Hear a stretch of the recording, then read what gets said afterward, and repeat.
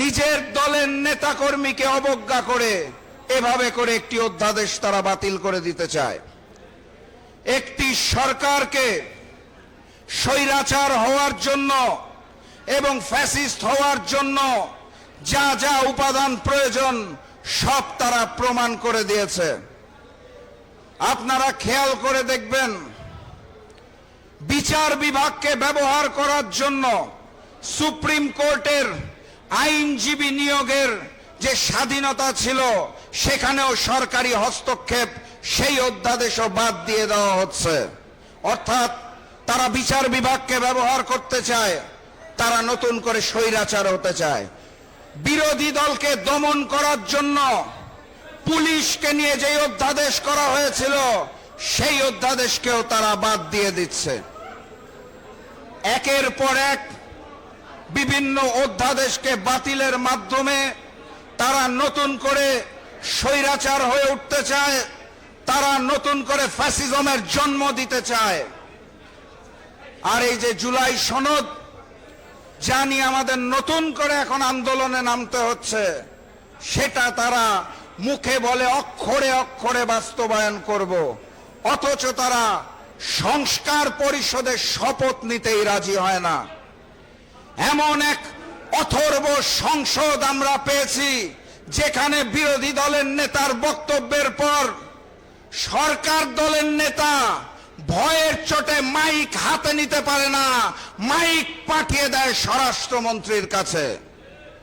সংগ্রামী সাথী এবং বন্ধুগণ, পারিপার্শ্বিক অবস্থা দেখে আমরা এই ধারণাতেই উপলব্ধি হতে বাধ্য হয়েছি, ওই ভারতের আদেশে ভারতীয় আধিপত্যবাদের সামনে মাথা নত করে আওয়ামী লীগের রেখে যাওয়া অসমাপ্ত কাজ শেষ করার জন্যই ম্যানেজ ভোটের মাধ্যমে বিএনপিকে ক্ষমতায় আনা হয়েছে। আমরা আর ভারতীয় আধিপত্যবাদের সামনে মাথা নত করতে চাই না। আমরা আওয়ামী লীগের প্রক্সি হিসেবে বিএনপিকে চাই না। আমরা তারেক রহমান প্রধানমন্ত্রীর প্রক্সি হিসেবে প্রক্সি প্রধানমন্ত্রী সালাউদ্দিন সাহেবকে চাই না। শিলং থেকে ট্রেনিং নিয়ে এসে ওই ভারতীয় নেতার হাতে আমরা বাংলাদেশকে দিতে চাই না। 1 জুলাই গিয়েছে, আরেক জুলাই আসতে যাচ্ছে। আমি আজকে এই 46তম প্রতিষ্ঠাবার্ষিকীর মঞ্চ থেকে জাগপার সকল নেতা কর্মীকে স্পষ্ট ভাষায় জানিয়ে দিতে চাই, আরো একটি অভ্যুত্থান করতে হবে, আবারও আজাদির বিজয় ছিনিয়ে আনতে হবে, ইনকিলাব জিন্দাবাদ বলে ঝাঁপিয়ে পড়তে হবে, নতুন বাংলাদেশকে স্বাধীন, সার্বভৌম এবং ভারতীয় প্রভাব মুক্ত করতে হবে। তার আগে কোনো ছুটি নাই, তার আগে কোনো ছুটি নেওয়া যাবে না। আমাদেরকে প্রস্তুত থাকতে হবে। সংগ্রামী সাথী এবং বন্ধুগণ, আমি আর বক্তব্য দীর্ঘায়িত করব না। আমি আপনাদের সামনে শুধু আহ্বান জানিয়ে যেতে চাই, আমাদের নেতা, আমাদের রাহবার, জনতার প্রধানমন্ত্রী ডাক্তার শফিকুর রহমানের ডাক আসবে, আন্দোলনে ঝাঁপিয়ে পড়তে হবে।